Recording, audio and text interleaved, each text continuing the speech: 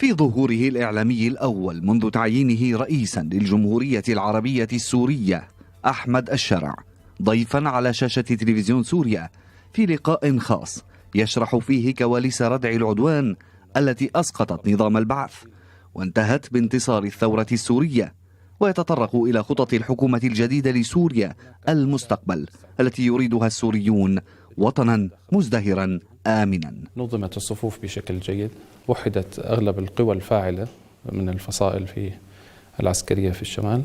في لقائه الأول يقول الرئيس السوري إن معركة ردع العدوان فيها تفاصيل لم تطرح في الإعلام، والاستعداد لها كان على مدى 5 سنوات في إدلب، مشيرا إلى أن خططهم للمعركة كانت محكمة رغم تقوية النظام للجبهات، ورغم وجود معلومات لدى النظام بأن هناك تحضيرات لمعركة كبيرة، في حين وجه البعض نصائح للشرع بعدم فتح المعركة لعدم تكرار مشاهد غزة في إدلب. المنطقة ظرف ومشاهد غزة كانت حاضرة في أذهاننا جميعا. بعد الانتصار يرى الرئيس السوري أن الأهم هو زوال نظام الأسد، وهذه أهم خطوة للإصلاح في سوريا، مؤكدا أن البلاد لديها الخبرات البشرية والمقومات الكثيرة للنهوض، كما أشار إلى أن إدلب لم تكن بلون واحد وكان فيها السوريون من جميع المحافظات، وعند وصول قوات العمليات العسكرية إلى دمشق عملوا سريعا للمحافظة على مؤسسات الدولة، كما أوضح أن الكفاءات العالية ستكون حاضرة في الحكومة الجديدة. يعملون الاجتهاد وهناك خبرات متنوعة، فاليوم إذا أردنا أن مثلا نعمر بناء معين فتجد كل خبرات سوريا من المهندس إلى من يعمر إلى من يعمر.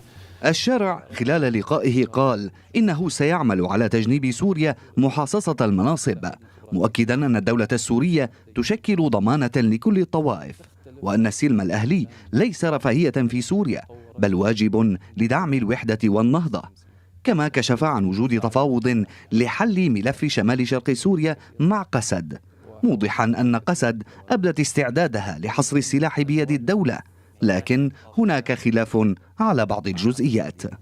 والله أعتقد أنه ينبغي أن نحافظ على سرية هذه التفاوضات حتى تنجح.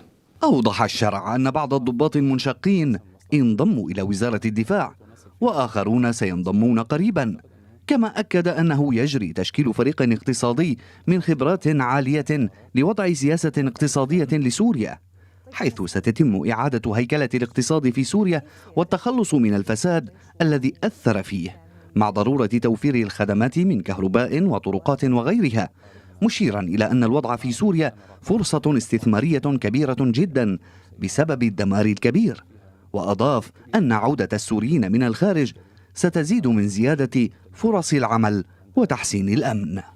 وأخرج وسام من صدره وأهداني إياه، قال هذا أنتم تستحقونه. الرئيس السوري تطرق إلى موضوع الحريات وأشار إلى أن سوريا لن تكون خاضعة لحكم شخص بل ستخضع للقانون، وستكون هناك فسحة واسعة للحريات ضمن القانون، وأن شكل الدولة في سوريا سيبقى جمهوريا وفيها برلمان وحكومة تنفيذية.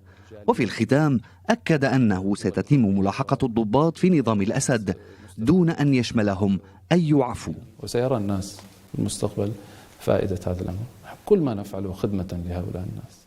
إذن يخاطب الرئيس شعبه عبر شاشة تلفزيون سوريا، يشخص الماضي ويشرح خطط المستقبل. يتابع السوريون اللقاء باهتمام لما يحمله من آمال خرجت لأجلها ثورة تدرس في كتب التاريخ. بند الحريات وهذا سيحفظ في القانون، وله أطر يضعه الخبراء القانونيون، ومهمة الحاكم أن يطبق هذا القانون.